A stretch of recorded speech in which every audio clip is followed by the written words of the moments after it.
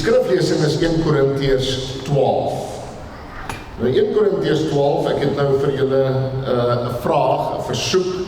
Ek bedoel as ek nou sê ek het huiswerk, dan is dit nou nie regtig so nie. Maar as julle wil julle nie net in julle gedagtes gou 'n lysie maak van dit wat julle dink wat die inhoud van die preek gaan wees. 1 Korintiërs 12. Julle het mos nou al baie daai preek gehoor.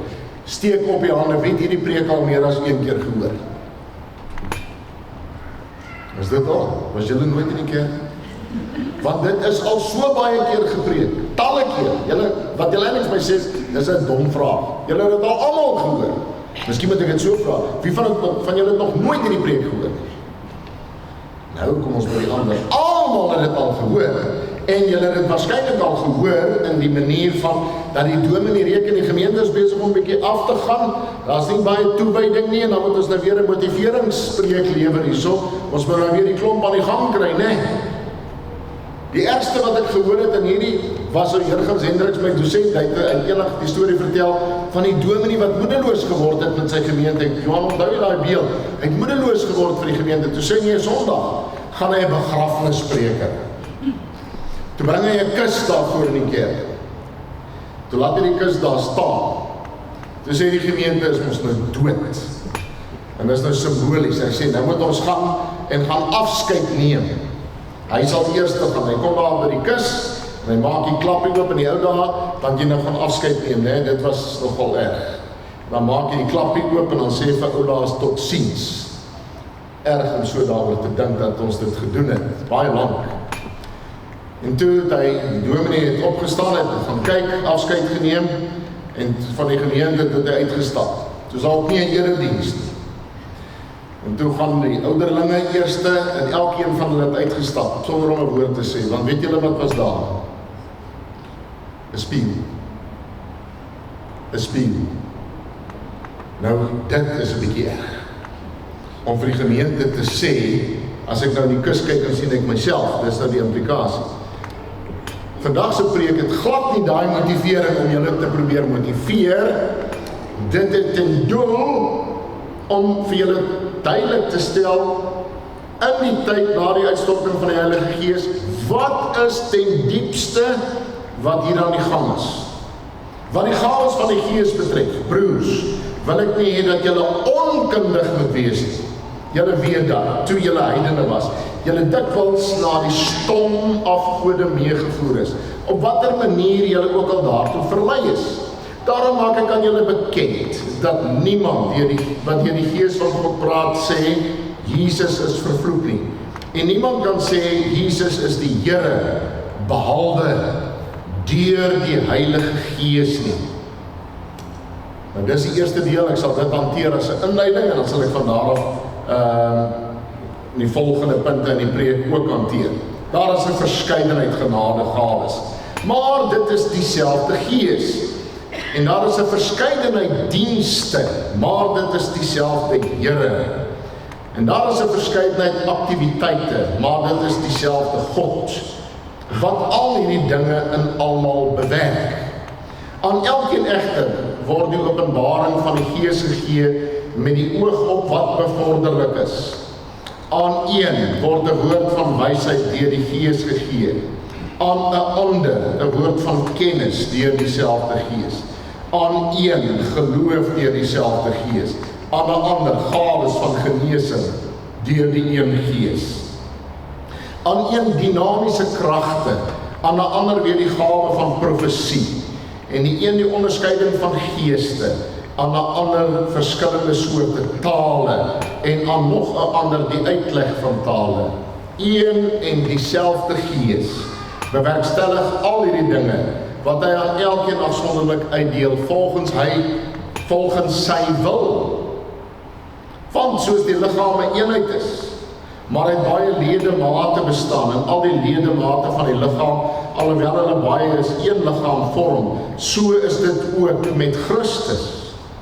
En tog is ons almal deur die een Gees in een liggaam ingedoop, Jode of Grieke, slawe of vrymense, en ons is almal met die een Gees deurdrink.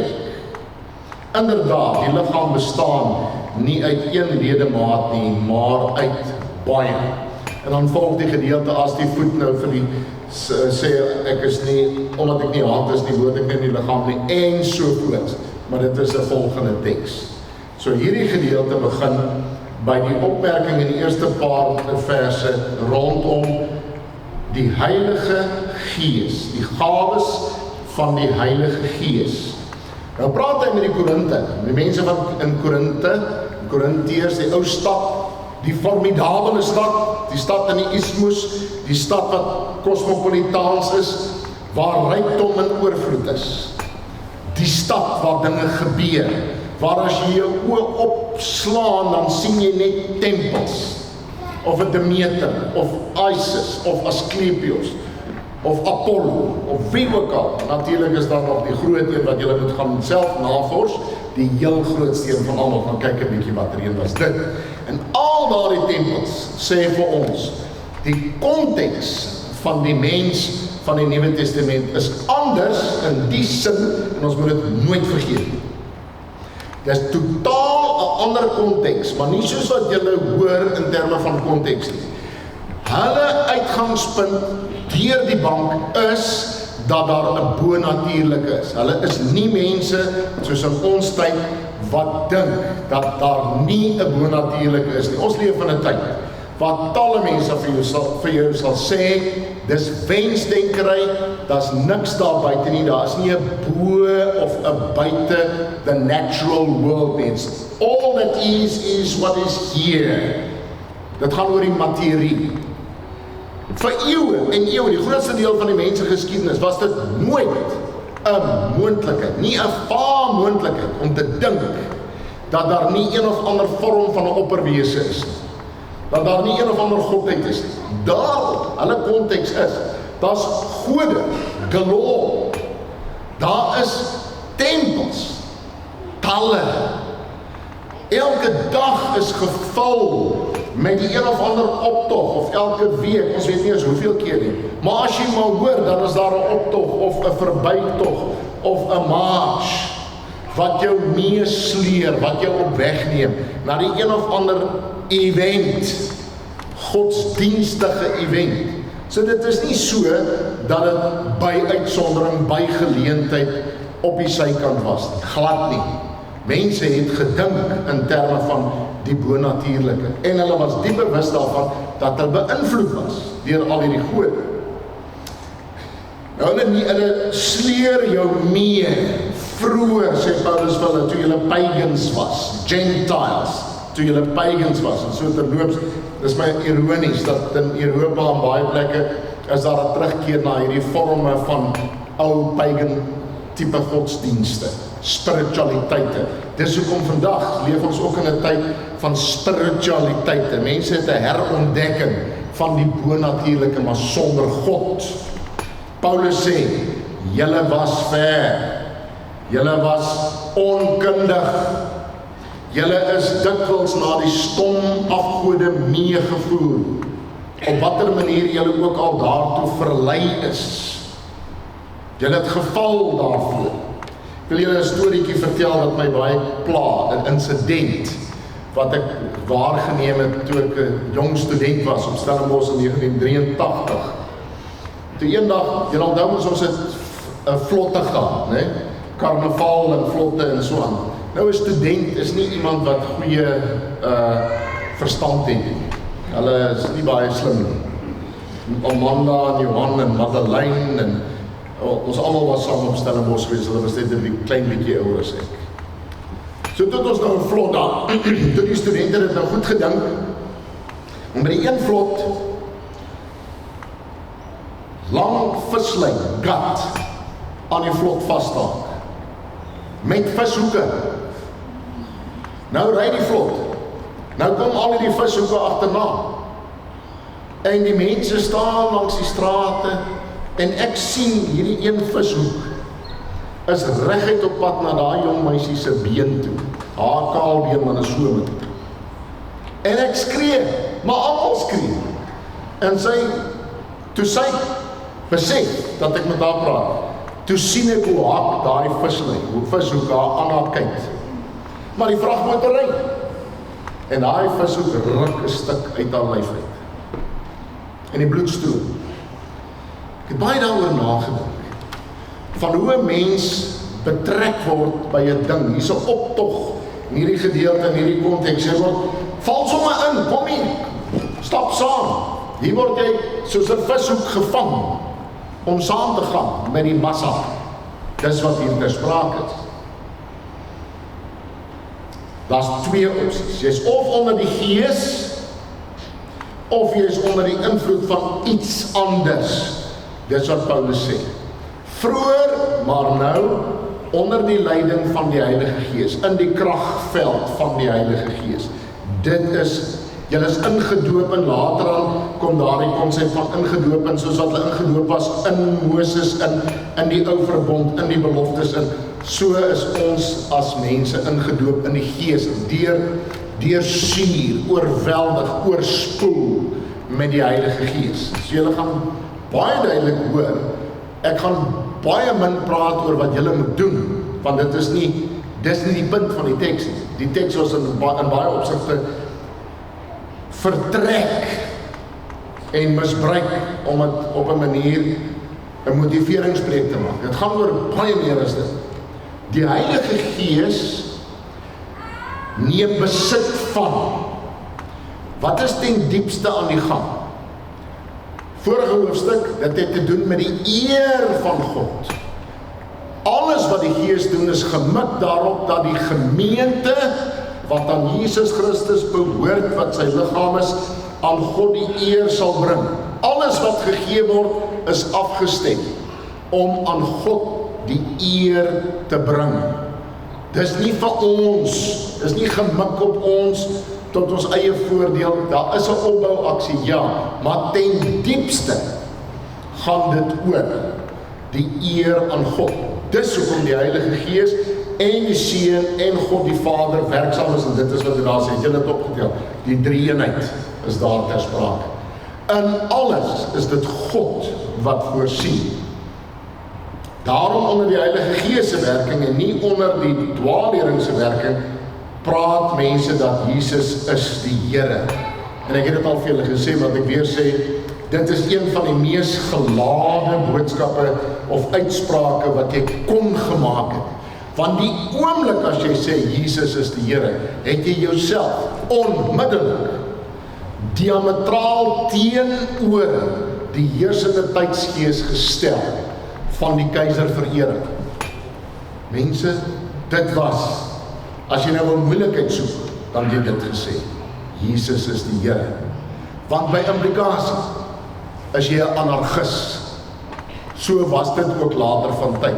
Maar van die begin af het mense dit besef, dat daardie uitspraak, Jesus is die Here, is 'n lewensveranderende uitspraak. Jy kan dit net doen deur die Heilige Gees wat jou daartoe in staat stel. Nie net in staat stel, maar wat jou ook die moed gee, en die dapperheid, en die oortuiging, die conviction. So die Heilige Gees doen dit, tot die eer van God en die opbou tot sy eer. Wat doen hy? Daar is 'n verskeidenheid genadegawes. Nou dit is, ek gebruik die 2020 vertaling in hierdie pragtige Bybel, wat ek persent gekry het. Genadegawes. Dit beteken, die aard van genade is gewoon as volg. Jy en ek kan dit net verniet kry. Ek ken baie mense, veral twee, wat permanent bid vir die gawe om te spreek in tale. Ek sal later daarby kom. Dis hulle hoogste ideaal in die lewe. Dis waarvoor hulle dag en nag pleit voor die Here.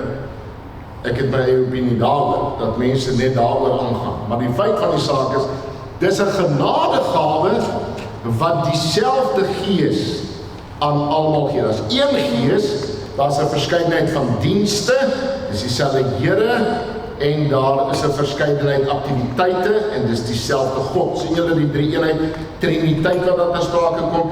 Al hierdie goed word gegee deur God self, op baie maniere. So kom ons dink net 'n bietjie. Ons moet baie weier gaan dink as ons gewoonlik dink oor hierdie goed. Ons moet baie meer en wyer die verstaan en die besef hê dat God is dinamies besig met elke gemeente op aarde, met elke mens op aarde. Wat gee? Dit wat bevorderlik is. Aan die een, het julle opgelet, daar staan, aan die een, aan die ander, aan die een, aan die ander. Hier staan daar individueel. Individueel word daar gegee. Julle moet baie mooi gaan kyk daarna. Aan die ene woord van wysheid, deur die Gees. Aan die ander 'n woord van kennis, deur dieselfde Gees. Nou kom ons staan vir 'n oomblik daarby by. Hoekom staan daar eerste wysheid? Baie keer sal mense sê, maar ek moet kennis hê en dan word ek 'n wyse man na mate die jare vorder. Die wysheid wat hier ter sprake is, het te doen soos Psalm 110 as ek reg onthou, vers 11, want ek het dit nog gememoriseer in my kop, ek dink dis waar die teksverwysing is, waar daar duidelik staan, die vrees van die Here. Wysheid begin met die vrees van die Here. Jy sien dieselfde gedagte in Spreuke. Wysheid begin met die vrees van die Here. Wysheid is soos wat Johannes Chrysostomos, the Golden Mouth preacher, wat hy gesê het, is wanneer jy presies weet binne die omstandighede deur die Gees gelei wat om te doen, hoe om 'n saak te hanteer. Dis meer as net om kennis te hê en the pros and the cons uit te haal en uit te lig. Wysheid is God gegewe deur sy Gees vir omstandighede binne gemeentes, binne kerke. Dis wat wysheid beteken, om die wil van God te verstaan, insig daarin te hê en dit te doen. Wat sê Psalm 1? Wysheid, die wyse man is die een wat kan onderskei waarop dit aankom. Ons praat van die onderskeidingsvermoë, wat nie sit in die kring van spotters. Die 2020 vertaling maak Psalm 1 weer 'n baie meer helder vertaling, soos wat dit in 33 was, van daai drievoudige aksie van om te loop saam, om te gaan staan en te gaan sit in die teenwoordigheid van die spotter of die een wat teen God se wil indruis. Daai gevaarlike meesleuring, daai op wegneem ver van God of weg van God af. Terug na die punt, wysheid word baie meer kere eerste gestel bo kennis. Nie dat kennis onbelangrik is nie. Ons moenie digotoomdenke hê. Kom ek val myself effens in die rede net om met julle iets te deel. Ek lees nou die dag 'n baie interessante, so 'n stukkie van 'n baie interessante boek wat in Nederlands geskryf is oor gedagtehigiëne. Die titel het my getrek. Sommer vroeg in die boek sê hulle, hierdie boek is saamgestel deur middel van AI. So, die hele baie interessant. Ek het deesdae baie oor AI, want ons berei voor vir die algemene vergadering ook, en ek het verwys na die stukkie wat ek geskryf het. Maar die realiteit is, gedagtehigiëne, wat daar ter sprake kom, te sê, die mens dink, het digotoomdenke in die Nederlands, digotoomdenke. Dis altyd hierdie ding van, is of reg of verkeerd, of swart of wit, of teenoorgesteldes. In hierdie geval, lees ons dit baie keer as of wysheid of kennis. Nee. Dis nie of nie, dit word gegee 'n woord van wysheid en aan 'n ander word gegee vermoë tot kennis, tot insig. Aan die een word gegee geloof, en die ander een die gawe van genesing. Wat beteken dit geloof? Beteken dit die universele geloof? Dat en onmiddellik sal mense vir jou sê, "Wow, stop, daar is jy alweer besig as goeie gereformeerdes met die uitverkiesing." Ek het glad nie eens daarna gedink of daarna verwys nie. Geloof wat te doen het met genesing, dat is ment en nie net met genesing nie. Kommentatore sê, jy kry mense wat die vermoë het, die God gegewe vermoë het, om dieper te verstaan, te vertrou op die dinge van God. Daardie sterker geloof wat van God afkom. Onthou julle wat ek aan die begin gesê het? Dis nie iets wat jy of ek self praktiseer of ontwikkel nie. Dis nie jou oefeninge wat jy gedoen het, jou geloofsoefeninge en jou dat jy bigger muscles as die ander nie. Dis 'n gawe wat God aan die mens gee binne die gemeentelike verband, sodat die gemeente kan opgebou word, sodat die gemeente 'n verdiepte lofprysing kan hê. Van die skrywer sal vir jou sê, daardie verdiepte geloof is noodsaaklik vir die funksionering. Party mense se geloof is 'n bietjie dunner en armer, dan het hulle nodig mense wat sterk staan in die geloof. Dan die gawe van genesing, dat jy die geloof het, maar ook daarmee saam, wanneer jy bid dat mense gesond word. Paulus bid, sommiges word gesond, sommiges word nie gesond. Hy bid vir sy eie doring in die vlees en dit word nooit van hom weggeneem. Moet baie versigtig wees hiermee. Ja, deur die Gees gebeur daar ongelooflike dinge. Dit het ek al gesien. Hoe die Gees deur mense, deur met wysheid berge versit, spreekwoordelik. Deurdat hulle in geloof optree, maak hulle 'n reusagtige verskil in hulle konteks. Dit kom van God. Hulle kan nie daarop roem nie, maar dit is inderdaad so. Julle wat al so lank soos ek die pad stap en langer, is dit nie so dat daar gelowiges was wat so sterk gestaan het al in die geloof, dat dit vir jou en my 'n wesenlike verskil in ons groei gemaak het. Dis die Here wat daai gawe vir ons gegee het. As jy bid vir iemand, ek onthou eendag 'n vriend van my, 'n vriend wat saam met my gestudeer het kanker gekry op universiteit. En ons gaan besoek hom in Tygerberg Hospitaal en ons was 3 jonger manne, maar die een was eintlik al diep in sy 30, hy was 'n professionele persoon voordat hy gaan studeer het vir 'n predikant. En hy was 'n baie suksesvolle sakeman. En ons sit daar en hy draai na my toe en hy sê, "Vreed, bid jy vir hom?" Ek skrik my dood. Ek sê, "Nee, bid jy, jy's baie ouer as ek en baie meer ondervinding." Hy sê, "Nee, bid jy." Nou bid ek, wat moet ek bid?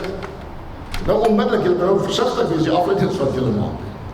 Ek het al vir baie mense in my lewe gebid wat gesond geword het. Dit kan ek sê. Hoekom kan ek dit sê? Want is nie in myself nie. Maar dat die Here my gebruik het, dit weet ek. Maar mense gaan dit nie, hulle gaan 'n wanpersepsie hê oor dit. Ek het al vir baie mense gebid wat nie gesond geword het.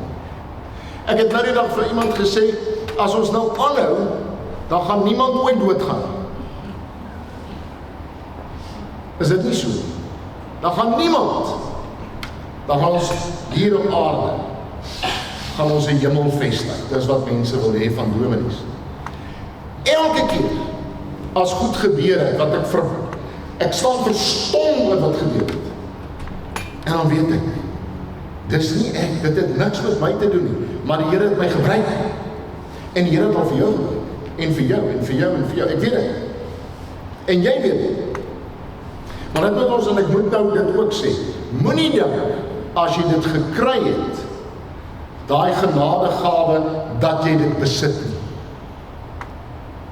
As die Here jou gebruik, in 'n mens se lewe, met 'n genadegawe, dan is dit tot sy eer, en is nie iets wat jy het vir altyd nie. Jy word nie dit gegee, en now you are in office.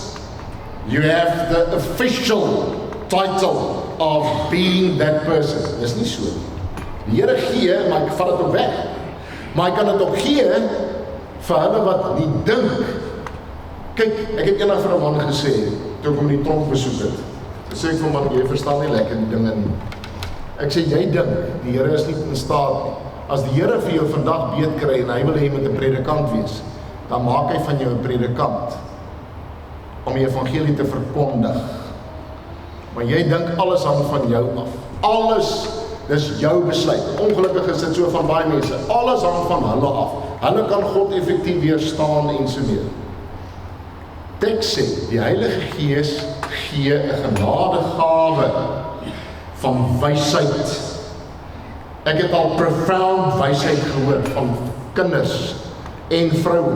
Ek het al 'n kind goed hoor sê, dat ek vir myself sê, dit kom nie in daai kant uit, dis van die Here hierdie. And then you have to stay silent and accept, want God werk deur enige iemand, aan die een en die ander. Daar's party mense wat se geloof my beskaam.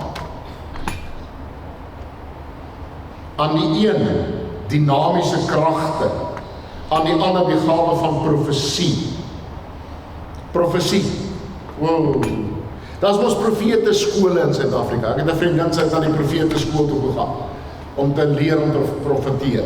Ag, ek hoop nie ek trap op iemand se toon nie. En ek hoop tog ek trap wel op iemand se toon. Mense, dis nie goed wat jy aanleer nie. Prediker, het iemand gesê, is dit wat ons oor praat wat in die verlede gebeur het. Profesie het te doen met dit prediking wat nog in die toekoms lê. Ja, die Here kan profetiese woorde spreek en hy doen dit. Maar ons is doodsbenou daarvoor, omdat dit so misbruik is. Maar ek onthou die een professor, toe die een student nou opstaan en hy het nou hierdie visie gekry. Toe wil almal omkeer, toe sê die prof, stop. Laat hy praat. Hoe weet ons? Maar dan word dit getoets. Daar's kerke wat net, hulle het nie baie min Bybel, maar hulle het baie profesie. Alles voorspellings. By een kerk so lees ek, daar voorspel hulle wie van julle kanker. Wie van julle is in buite-egtelike verhoudings? Dit is nogal 'n interessante kerk, nee. Ek dink nou net as iemand dit kwytraak en is onwaar, is nie getoets nie aan die skade wat jy in daai situasie veroorsaak. So die goed word absoluut misbruik. Maar as dit die Heilige Gees behaag, en ek het nie 'n keuse om dit te sê nie, dat hy aan iemand dinamiese kragte gee wat gewoonlik te doen het, en dit met die apostels ook gedoen, dinamiese kragte, dat hulle selfs die vermoë gehad om iemand met blindheid te slaan en nog erger dinge wat ek te bang is om te sê. So die realiteit is, mense, as dit vir die opbou van die gemeente belangrik is, as die Gees van jou besit neem, dan het jy 'n gawe wat jy ontvang, 'n geleentheid, 'n bediening wat jy moet doen. Die ander gawe van profesie, die ander onderskeiding van geeste, om te kan sien wat hier aan die gang is, om dit helder te kan sien. Partykeer het ek al die ervaring gehad dat party mense is net totaal blind. Verseker, totaal blind, hulle sien dit nie. Hulle loop so slaapwandelaars in die moeilikheid in. Hoe gebeur dit? Maak jou oë oop. Nee, bid dat die Here jou oë sal oopmaak. Ek het dit al vir baie mense gesê in my lewe. Ek bid dat die Here jou oë sal oopmaak, dat jy kan sien dat jy met die blindheid geslaan is. My geliefkoeste uitdrukking is om te sê, ek hoop die Here kom staan in die middel van die pad en jy loop jouself te pletter teen hom, want dis al wat met my gebeur het. Want die Here moet sentraal wees in jou lewe. Hy gee soos hy wil. Dis waarvoor mense vir mense bid. Dan die verskillende soorte tale. Elmarie, waar is jy? Jy is mos 'n speech. Samarin het hier so in die 60, 70 jare analise gedoen rondom die linguïstiek. Blykbaar, ek het nie die boek gelees nie, maar ek het die verwysing daarna gelees, rondom die linguïstiek met glossolalie. Nou goed, kom ek sê 'n paar goed, klitos, die tong, as jy praat, wat noem 'n mens iemand wat meer as 3 tale kan praat? Polyglot, nee? So, André is 'n polyglot, nee. Wie van julle is 'n polyglot? Wie van julle kan meer as 3 tale praat? Ja, jy kan. Ek is so half en half amper quasi, maar nie, ek is nie een nie. Wie van julle is nog? Hier is 'n paar seker, nee. Want party van julle kan Zulu praat, en Sotho en Afrikaans en Engels.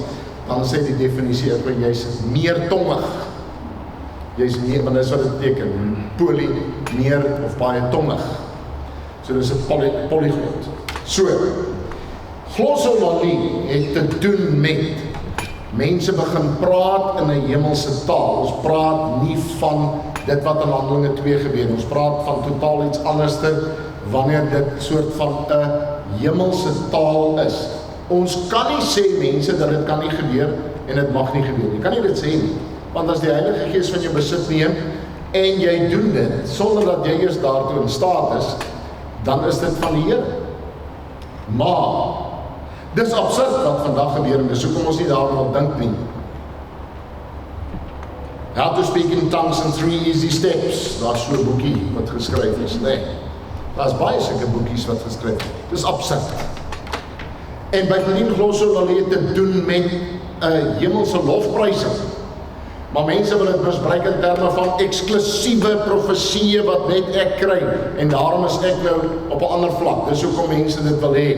Hulle wil so belangrik wees en so spesiaal wees dat hulle in 'n elite groep val. Wat hierdie gedeelte sê is, hier's geen elitisme nie. Hier's geen elite groep nie.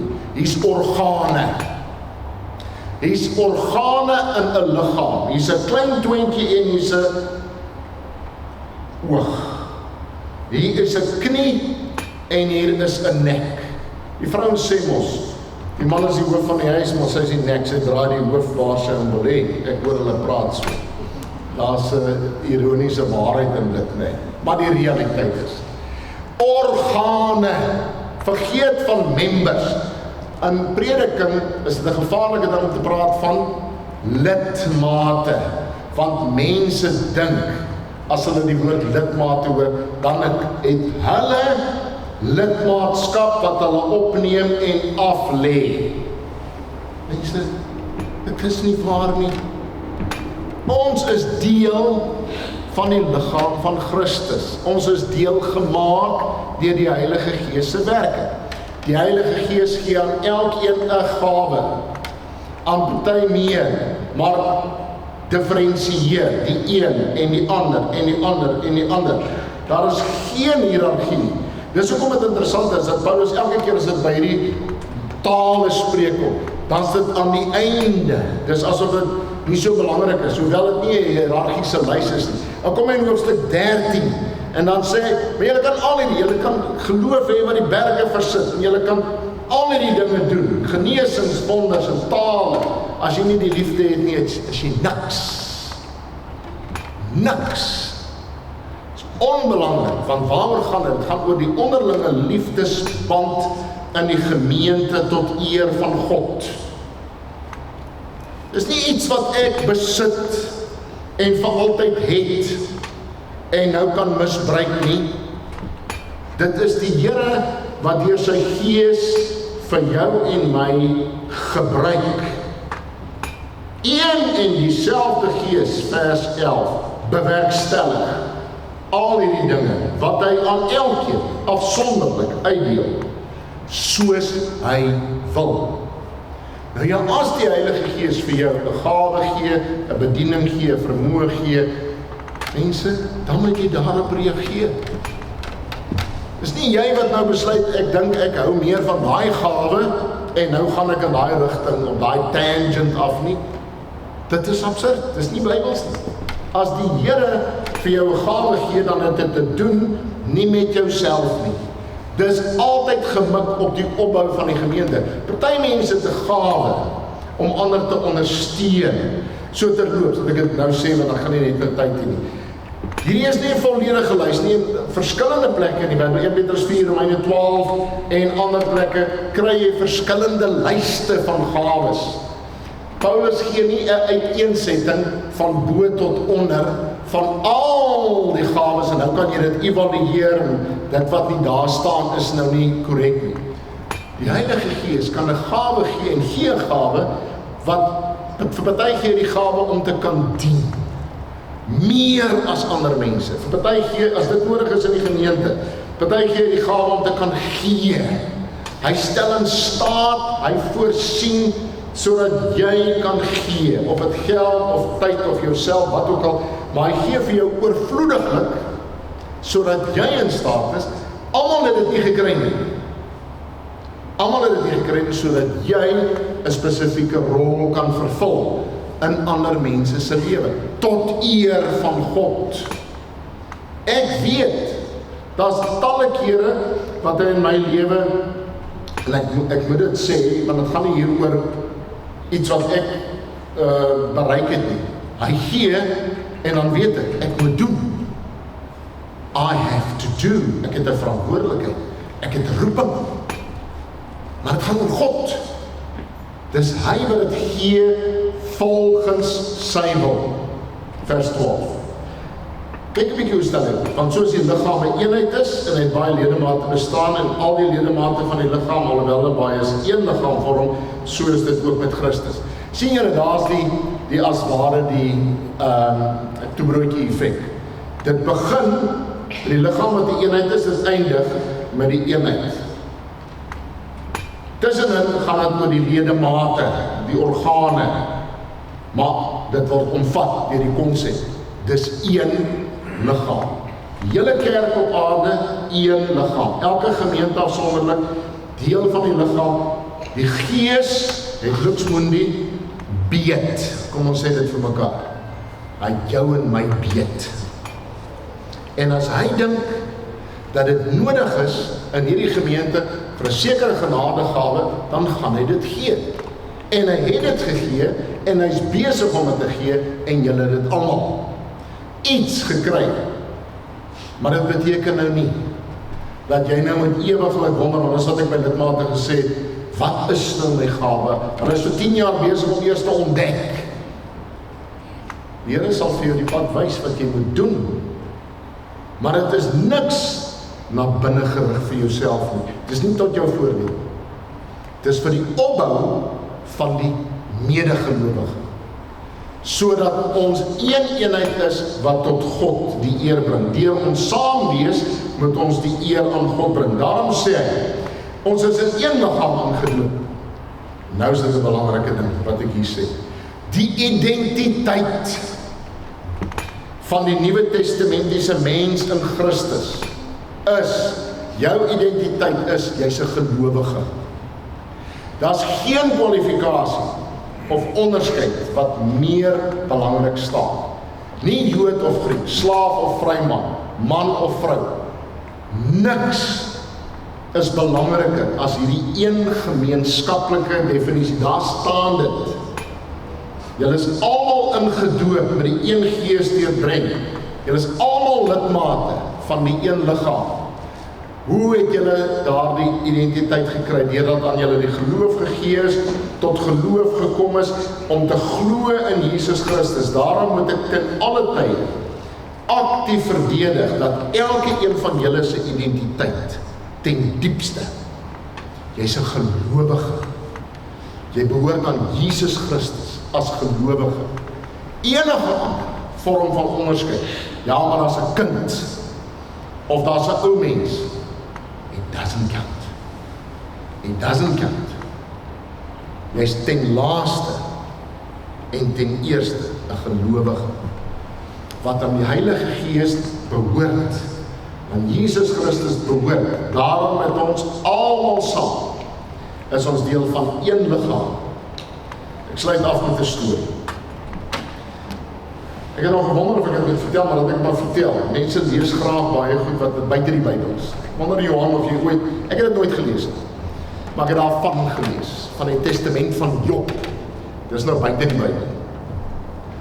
Maar dit was my baie interessant, want hulle wonder, geleerdes wonder, wat 'n rol het dit gespeel oor die hele ding by die glossolalie, wat terloops het hulle navorsing gedoen en dit geen linguistieke verloop of opbou. Dit is wat ek net wou sê, ek vergeet dit om te sê. Want buite die Bybel is daar nou hierdie boek, die Testament van Job, ek wil dit nog gaan soek. Maar jong, ek is maar bekommerd oor sulke goeders om dit te lees, want daar's baie mense wat meer daai goed lees wat buite die Bybel is as wat binne die Bybel is. En dan later weet hulle nie meer wat staan in die Bybel nie, maar hulle weet wat staan, dit raak heeltemal vervloei. Maar in die testament van Job staan daar, Job het 3 dogters gehad en hulle het nogal name gehad, die oudste was Hemera en die ander kan ek nie eens onthou nie. Maar in elk geval, hy het niks gehad om hulle te gee nie, toe gee vir hulle elkeen 'n sash. En toe hulle dit aansit, toe gaan daar die mense in 'n ander dimensie in. Nou dit staan nie in die Bybel, wat ek dit nou weer sê, dit staan nie in die Bybel. Maar dit was deel van die gedagte wêreld, van dat daar sulke oorgange is. Nou wonder hulle, of dit te doen en daarmee, nie omdat iemand nou skielik 'n serp om in die middel gedraai het nie, maar het dit 'n rol gespeel in die verstaan van dat as die Heilige Gees van jou besit neem, dan gaan jy in die ander dimensie in die ander ervaringswêreld in. Dit kan so wees. Paulus sê, dit gebeur, maar hy kwalifiseer dit onmiddellik. Dat wat die belangrikste is die liefde, die volgende hoofstuk. Maar wat vir ons belangrik is vandag, is om te verstaan, 3 goed. Dis een Gees wat dit gee. Daar's 'n diversiteit van gawes wat hy gee, die een Gees. En dit maak vir die opbou van een liggaam. Dis alles die werk van God. En as jy die belofte aan die begin van die preek gehoor het, bittermin gesê wat jy nou behoort te doen en hoekom doen jy dit nie? Want die klem lê nie daar. Die klem lê op die Gees wat doen. En dan reageer ons op die Gees wat in wysheid 'n gemeente by die hand vat, beetkry, opbou, nie vir jou eie en my eie geloofsgroei en verdiepte geloof alleen nie, dit ook. Baie meer as dit. En dis hoekom jy moet kyk na die een langs jou. Want die Here het jou gestuur na hom en na haar. En nie net na jouself nie. Amen.